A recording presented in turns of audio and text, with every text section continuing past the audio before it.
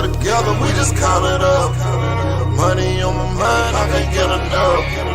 Don't play with my money, you don't want no beef. Cause I come from the bottom, I come from the street. When she first saw me, she say, who is that? When a man saw me, he called me a threat. I'm the one that really live with a rap. They ain't never did it, they ain't really. $1 million an hour. You know, it's crazy, right? It's money everywhere. It's money in everything. I want to help you. Start your business today.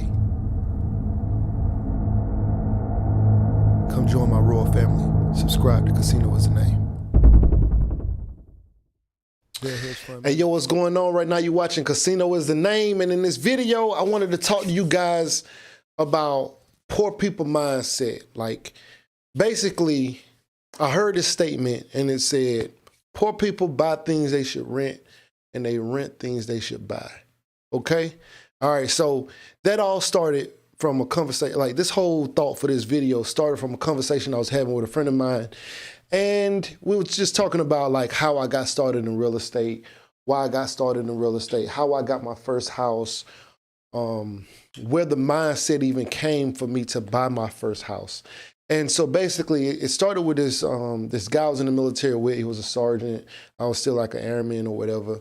So we were working together, and he had worked in corporate America before. We were also, by the way, in the reserves. And so we were not active duty anymore, but we were put on active duty status in the reserves to guard a gate. And so we were out there and we were talking, and he was saying how he worked in corporate America and how a conversation changed his life. Because at this point, he had like 14 houses. He was in his 30s. He was not an old man, but he was older than me. I was, you know, my like early 20s, mid 20s, early 20s. And so he was saying that, like, working in corporate America, he overheard a conversation that completely changed his life. And he was sharing that conversation with us on the gate. Now, everybody may not have paid attention to it, but, you know, I was very, I paid a lot of attention to what he was talking about. And, you know, he's just saying how much money he was making and stuff like that, and how he didn't really need to work on the gate, but it was good money, so he took it. But, you know, if he wasn't doing that, then he'd be doing his real estate thing. And so he was telling me how he was a young dude, you know, and he got this great job in corporate America. You know, he had a college degree and stuff like that. He's a little bit older, so, you know, he was part of a different kind of time when it came to working in like those big firms in corporate America and stuff like that. So he was a young dude, and he said he got hired with a bunch of other young up and coming like black guys, and they were like, you know, not driving nice cars, you know, Lexuses, Cadillacs. They had all of that kind of stuff. And, you know, they were moving to their new townhouses, new apartments or whatever. And, you know, there was, you know, every time they got paid, you know, somebody would be saying, oh yeah, I just got a new flat screen TV. Oh man, you need to get the new speaker system. You need to get the new rims for your car. You need to do this. I just got a new watch. I just got this. And so he was saying that they was like bragging about all the stuff that they were doing, and they were like new money, right? So they were like brand new to money. So they didn't really have any, they didn't come from money, that kind of thing. So they were like new to money. First time anybody in their family making 80, 90,000 a year. And this was like a while back. So it was good money, especially for the time. So he was saying that they would say like the white guys coming to work, but they would be driving like Volvos or old Volkswagens or old, you know, Chevys to work. And he would be like, yo, this, like, what are they spending their money on? Because I know they're making as much money as us and or more because they've been around longer. So they'd be like, yo, I don't really see what they're spending their money on, because they didn't come to work like dressed in nice suits like they did and stuff like that. So he was like, yo, we just never understand what they were spending their money on. And so we never like paid attention to them because they clearly don't know what they're doing, right? And so he said one day he overheard a conversation. And the conversation, as he was walking past, one of them said, poor people buy things they should rent, and they rent things they should buy. And he said that statement, you know, made him say, wait a minute, let me see what they talk about, right? Like who, they can't be talking about us, right? And so he decided he'd sit in on a conversation that those guys was having. And so, you know, another one was like, yeah, I know, right? Like, it's so funny. Like, they have no idea what they're doing. And so he's like, yo, I wonder what they're talking about. And he said, yeah, you know, one of the guys says, yeah, you know, they'll buy a Cadillac. They'll go buy a car. They'll go buy a nice car, and then they'll drive it to an apartment complex. And then they all started laughing. And he was like, well, that's interesting, because he lived in an apartment at the time, and he actually drove a Cadillac as well, like a new CTS or DeVille or whatever it was he was telling me. But he had a new Cadillac, though, like a newer model Cadillac. Not a brand new, but he had a newer model Cadillac. And he was driving to an apartment because this was his first place, right? Like, he's like, yo, what's so funny about this? So he's talking about, like, you know, them going into further and further detail about the whole, like, you know, they go rent furniture, they go do this, they rent rims, you know, he was just like saying how many things that these people would spend money on and how it doesn't make any sense to them, right? And they're like, yeah, I'd rather drive my old beat up car to my 6-bedroom house, you know, 4,000 square foot house.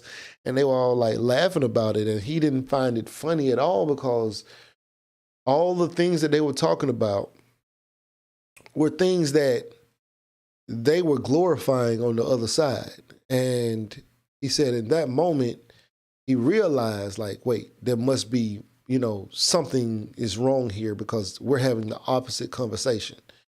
And so he said he started to sit in more and more, and he started to learn more and more about what building wealth was, right?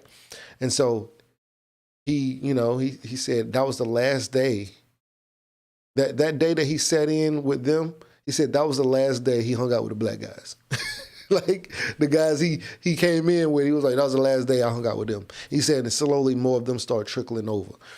He said, because as he learned more and more about wealth and all of that kind of stuff, and the importance of money and investing and things like that, he eventually asked one of the guys, who, you know, one of the white guys, if he could help him build his portfolio, because the guy had like 50 houses or something like that. And so he was like, yo, can you help me? Because I really don't know. And the guy was like, yeah, man, we can all help. And so he said the whole team was like, yo, this is what you need to do. And they started telling him all the kind of stuff he needed to do. He was like, yo, they were very forthcoming with the information. You know, I just had to ask for it, you know. But I guess in their way, they were trying to help him by laughing about the fact that, you know, people spend money doing these funny things. Now, after that, he bought his first house. And of course, like I said, he had 14 by the time I spoke to him. And he said, you know, his goal is to buy at least a house every year. And so, of course, everybody else is listening to this guy talk about this stuff. And I said, well, hey, help me. Because he was definitely a millionaire. You know, the guy I was working with, he was already a millionaire. But I was like, yo, well, help me. Like, because I need the same kind of help that you needed. You know, I don't know what I'm doing. And by the way, can you guys even hear me? Can you guys hear me? Let me know. Get in the chat. Let me know if you guys can actually hear me right now, because I don't even know. Anyway, so he's like, yo, you know, this is what I did. You know, if you really want help, like, I can help you get, you know, let's work on getting your first house. I said, bet, let's do it. I don't know anything about closing. There was one time, and he started telling me about the VA loan. He said, yo, you could use the VA loan and you wouldn't put any money down if you got the VA loan. And I remembered from a childhood experience how important a down payment was, because there was once where we had found a house. My mom was about to buy the house. My mom was about to buy this house. And the mortgage was going to be lower than what our rent was, but the reason we couldn't get it was because the down payment for the house was a couple $1,000s. So we had the money for the rent or the mortgage, and, you know, typically, like, you know, like if you move into an apartment, it's first and last month rent. So if the rent is $800, then, you got to have 1,600 to move in, you know, something like that. But with the house, let's say if the house was, I don't know, like let's say it was $100,000. You got to put 3.5% down with an FHA loan, and so that's 3,500. And I remember that 3,500 or however much it was, that small amount of money, even though it was small, it sounded like a lot of money because it was double what they were expecting, you know, coming out of an apartment. Excuse me. But we didn't have it. Excuse me. Whatever it was, we didn't have it. So after that, we ended up staying in that apartment until I graduated and went off to, you know, the military, and my mom still stayed there up until I was about 25, and when I actually bought that house and I moved my mom with me. And so up until that point, she rented my entire life, right? You know, my entire childhood to adulthood, she had rented all that time until I was 25. But I remembered that. And so when he told me we won't have to pay any down payment, I said, oh man, that's powerful. I understood how powerful that was. And so I was like, yo, I'm down. Let's do it. So he told me what kind of, you know, he walked me through like what a real estate deal looks like. He walked me through what closing looks like. He walked me through all of the important information about interest rates and all that kind of stuff. Because if you had never bought a house, you probably won't know unless you talk to somebody or gone through it. I'm an expert at this point, right? But at the time, I was like a kid. I had no idea what I was doing. So he walked me through all of that stuff. So I became a pro before I even bought my first house. And when I bought my first house, he was amazed at the I guess the sheer, the numbers, how well they were. My mortgage was $405 a month. And that was $200 and some of that was because the taxes and insurance had to be included.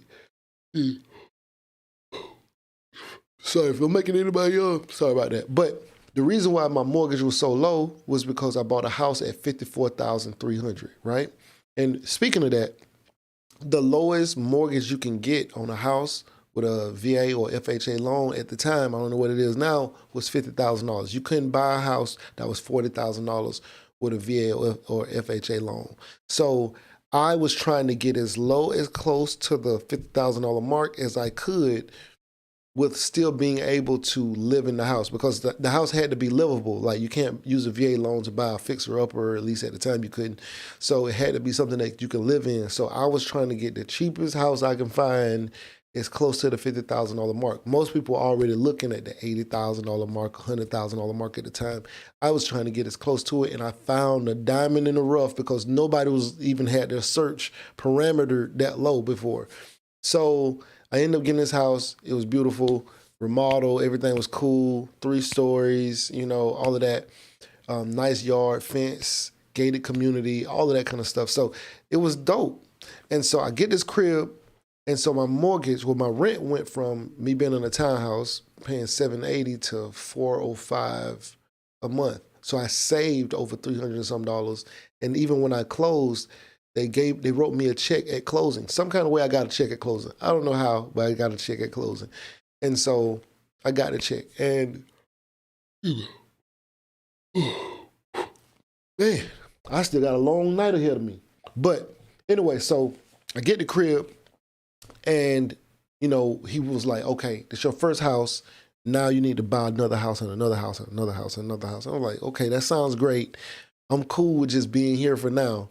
And he said, you need to be buying a house every year. Now, this whole conversation happened to come up again today because I was talking to one of my friends about the fact that I've been telling them to buy a house, and they spend a lot of money on an apartment, like a lot of money, like $1,800 a month, $1,700 a month, something like $1,600, $1,700. I don't know. It's a 1-bedroom apartment though. It's a really nice apartment, but 1 bedroom. Good. But they're in the city, and it's a lot of money for an apartment. But you said yes, loud and clear. Great. Aunt King, what's good? Real estate tycoon, what's popping? So they spent a lot of money on this apartment, and I was like, yo, why don't you buy? You know, and they was like, well, I ain't really ready to buy yet. I'm really waiting on this. And then I started telling them about another situation where somebody's waiting on interest rates to go back down before they buy something else, but it's not promised, and they could also just refinance. And so they were saying that they understand why that person went by, because they're kind of doing the same thing. They're just waiting into the future because they're expecting real estate to go down and to be able to get low interest rates.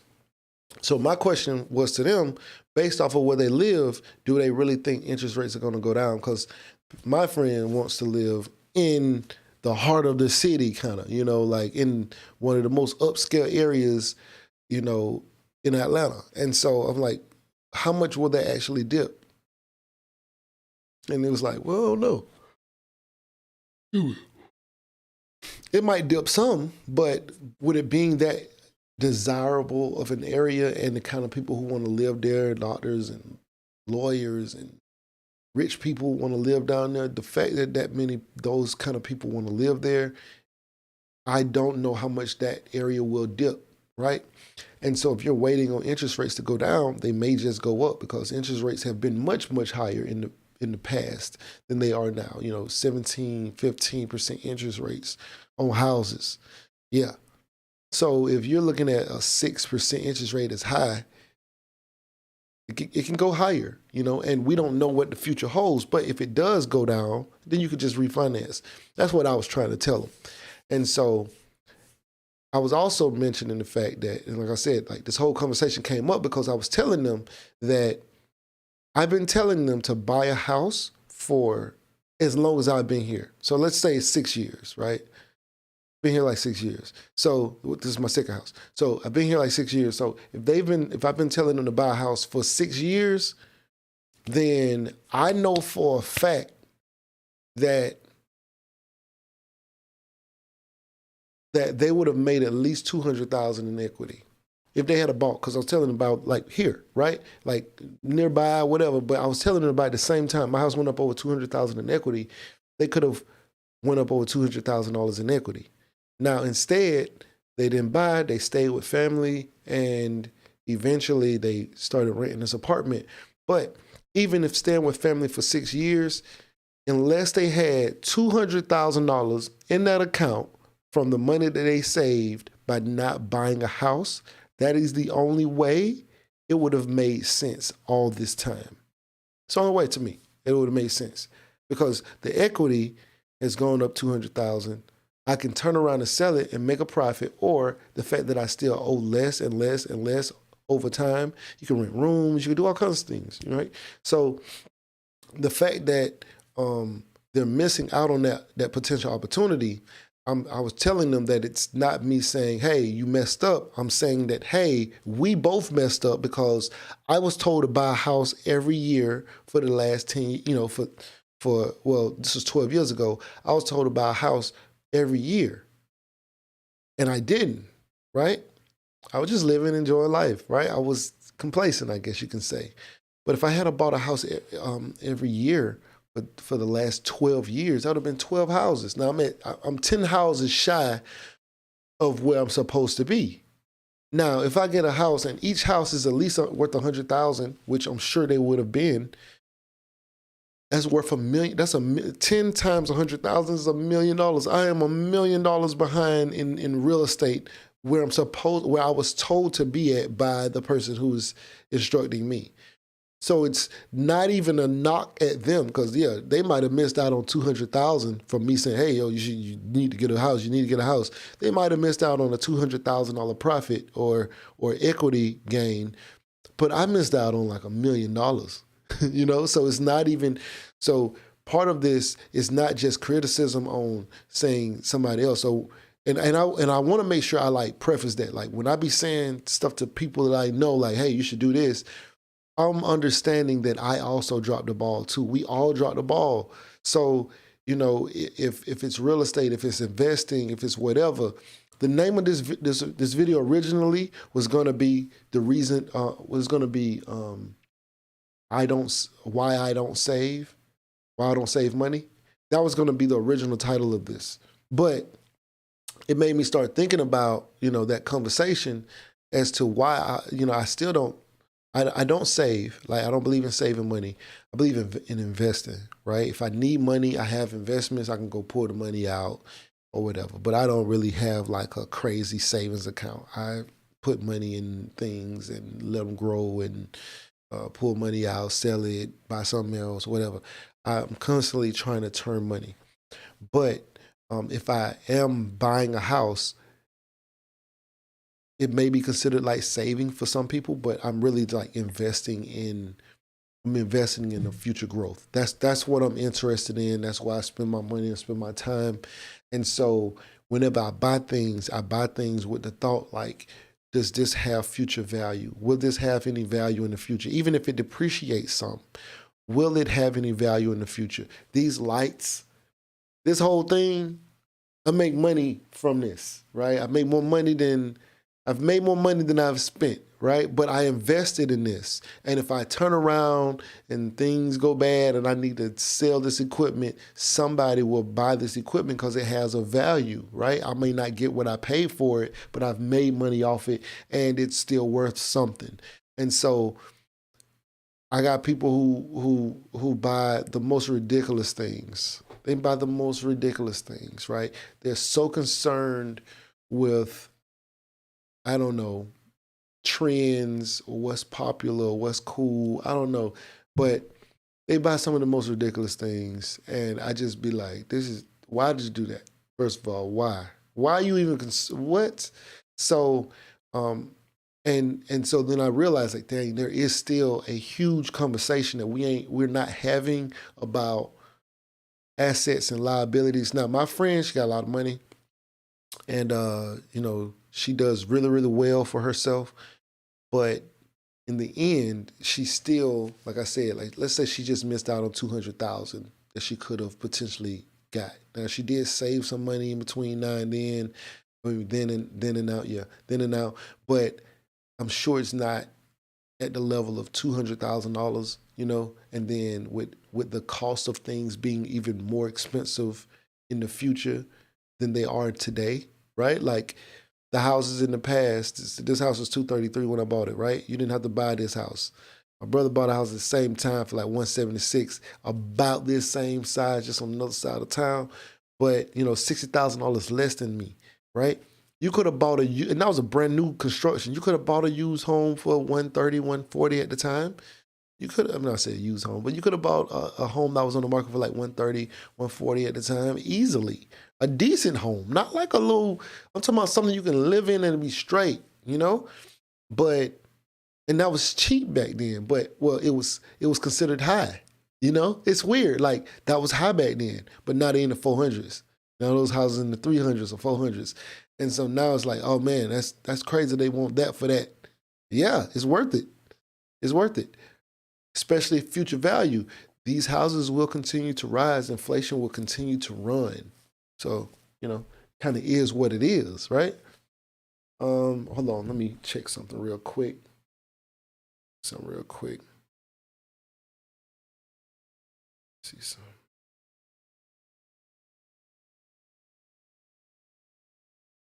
Okay. By the way, so where's everybody watching from? Where y'all at? Realestate Tycoon, where you at? And King, where you popping? What's popping? I think he was on the last video, right? Yeah, so anyway, like, you got to change the mindset. If not, you know what happens? If you have a poor mindset and you got money, you end up poor again.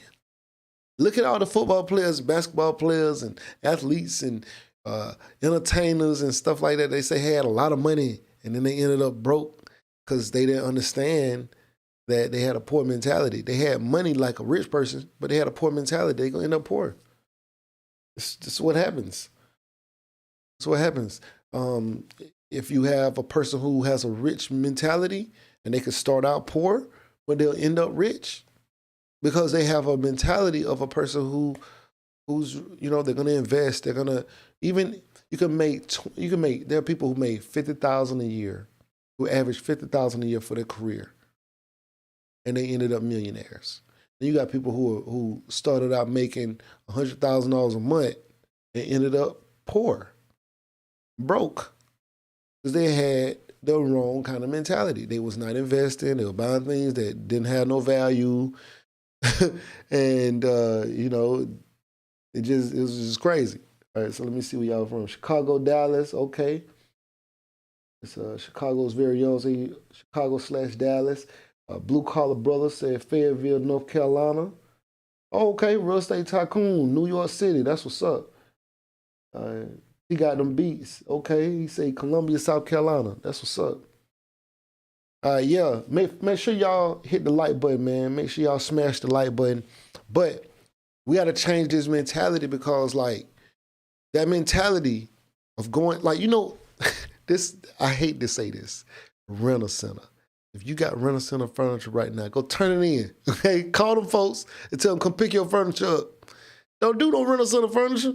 Man, if people, man, you wouldn't believe. I won't even, you know, I ain't gonna say who, because it's family members, right? But when I was building this house, I think I had just closed on it or something like that. And for 2 or 3 months, I slept on the floor in my room. I slept on the floor. I went and got an air mattress. Like when I first closed, I was like, I'm not driving back to the other side of town, because I was staying on the other side of town, but I worked closer to this side of town at the time. And I was like, yo, I'm not gonna drive back across town. I'm just gonna stay here tonight. And so I got the keys once I closed, and I drove here, had a bunch of stuff in my car. I was already planning to stay. I unloaded the stuff in the garage, and then I went to Walmart, got an air mattress. I came back here, got a nice air mattress though. So I came back here, after I got an air mattress, blew it up, and so I slept in like the sitting area in my room or whatever. And I was like, yo, because I had already picked out the bed that I wanted. I just didn't have enough money to like buy it cash, right? And so I'm sleeping on the floor for like 2 months or something like that. And I got a couple checks in. I was like, all right, cool. I'm gonna go down here and get the bed. But in that process though, family member found out that I was sleeping on the floor, and they said, yo, what are you doing? You in that big, nice house, and you sleeping on the floor? I said, well, you know, the bed I want, I'm not gonna just put any bed in there. I could have went and bought a twin bed and put it in there. I'm not fit to do that. I got this big room. I need a king bed with the bench and everything, you know? So I'm like, nah, like, you know, I got the bed that I want, and I'm only gonna buy what I want. I'm not gonna buy anything temporary to hold me over outside of that mattress, you know? I'm not gonna be buying like a bunch of cheap beds and stuff like that. But I figured the air mattress, people would come, they can still use the air mattress, cool.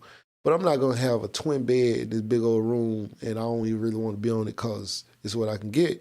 And so they said, no, don't go do that. Just go get one from Rental Center, man. You could pay like $20 a week on that. And I was like, what? Like, that's the opposite mentality. And when I'm saying this is because this is somebody who, say, like, is older than me, right? And they're trying to give me advice on, you know, how I can either A, save money, or B, get all the things that I want for the house. They're like, yeah, man, you can go get couches, you can go get beds, you can get TVs, you can go get you can get the whole house furnished for like, you know, $40 a week. You good. And I was like, do you know how much that would cost me 3 times as much, 4 times as much if I drug those payments out just to have it now? I'd rather sleep on the floor until I'm able to go down there and purchase it. That mentality, that kind of mentality is a toxic, poor mentality. Do not go do that. If you got Rental Center, and I know that's where they make their money. I ain't knocking nobody making their money how they make it. But if you actually drag those payments out to the full term, you would definitely pay probably like 3 or 4 times what something cost. So that bed that I would have wanted, that might have costed me, I don't know what it was, but let's say the bed costed $1,500 without the mattresses or whatever. Let's say it costed $1,500. It would have cost me $4,500 for that same bed, you know, or $6,000 for that same bed. So this is actually going to hold me back even further because of this, right? We poor people go go buy cars, right? Go buy a car, but you rent an apartment. Makes no sense. I mean, it kind of makes sense because you got to do what you got to do, but it don't make any sense because you justify it by deciding to go buy a car, a really, really nice car. You got a Mercedes-Benz, and you're driving your Mercedes-Benz, your Cadillac, your Lexus, your Porsche. I got a Porsche out there. You drive your Porsche to your apartment complex. Makes no sense whatsoever because all that money you spending in rent, I don't know if y'all saw it, but I got a video on this channel called 540,000 in rent. That's typically about what you're probably going to end up paying if you pay $1,500 a month for, you pay that for, what is it? I don't know how many years it was. I can't remember. But you pay that for like 30 years or something like that. That's about what it is. I don't know, 30, 40 years, whatever it is. But if you pay $1,500 a month over a period of time, it totals to be about $540,000. Nobody wants that. Nobody wants that. Trying to remove this spam. So, see what y'all, what's funny? Yeah, I'm in McDonough, Georgia, and a veteran like yourself. That's what's up, bro. That's what's up, man. Yeah, man. Salute to you, bro. Henry County got some good properties down there, man. I was looking down there one time. It's crazy because like most people from like down south, they always stop right there. Like if somebody say, yo, I'm moving to Atlanta and they live like South Georgia, somewhere in Florida, they usually stop in like McDonough, Stockbridge area. Like they were like, yo, I'm here. I'm like, where you at? They were like, I made it to Atlanta. I'm in McDonough. And they're like, yeah, keep on coming up. Like, keep coming. But yeah, so, but if you got Rent-A-Center furniture, if you got, it's not just Rent-A-Center, there's some other ones too. I don't know the name of them, but if you got furniture for one of those places and they saying rent this a week or it's only $2 a day or something like that, the reason why they're saying this is because they're appealing to your mentality. Very poor people think day to day. They eating today. They don't know how they getting to work tomorrow. They don't know where they're gonna get their money tomorrow. Poor people think like week to week or whatever. Middle class think like bi-weekly to monthly or whatever. They live check to check, you know, that kind of thing. And a lot of people can only see things that far. And like middle class, upper middle class is like what, month to 6 month increments or 6 months to a year increments or something. Rich people think like in 1 to 5 year increments. And then like very rich people thinking like ultra rich or very rich people thinking decades. They plan things out in decades, you know? So if you're thinking about things in a weekly kind of format, that's because you probably have a poor mindset. You know, you're not trying to see, well, what is it in the end? Well, okay, well, I don't have to do this for 2 years. How much do I end up paying in 2 years? You know, you're only looking at like, well, I can do this every week, you know? I know what I make a week. I know what I make every 2 weeks. I know what I make a month. And so you're not seeing far enough down the road. Anyway, yeah, I just really just wanted to come on here, holler at you guys real quick, you know. I'm about to go get some food tonight. You know what I'm saying? So, but if any of you guys ever want to come to the Atlanta area, so let me tell you about this other situation I'm working on. I am thinking about running or promoting for this venue down here, a comedy night. No, it's gonna probably be 2 nights, but at least one of them is gonna be like a comedy night, and the other one may be an open mic night. So I got to work out the details with the owners or whatever of the venue, but that's what I think I'm gonna be doing. And if any of you guys come to the Atlanta area, then maybe, you know what I'm saying, y'all can come check it out. Y'all ever come this way, and I can try and maybe figure things out if I know where y'all coming or whatever like that. But let me work it out with them, and I'll like give y'all the details on that. I also got to find some comedians too. Find me some comedians. Anyway, right now you're watching Casino is the Name. I appreciate y'all. Yeah, by the way, did y'all smash the like button? Smash that like button for me if y'all haven't already done it. Let me see where we at on the likes. Man, y'all got to hit that like button, man. We need some more likes on there. Hit that like button. You heard me? Yes, sir. So, but anyway, let me get up off of here. Right now you're watching Casino is the Name. Like, share, comment, and subscribe, and we are out. Beat me up, Scotty. Beat me up, Scotty. Me and her together, we just count it up. Money on my mind, I can't get enough. Don't play with my money, you don't want no beef. Cause I come from the bottom, I come from the street. When she first saw me, she said, who is that? When a man saw me, he called me a threat. $1 million an hour. You know, it's crazy, right? There's money everywhere.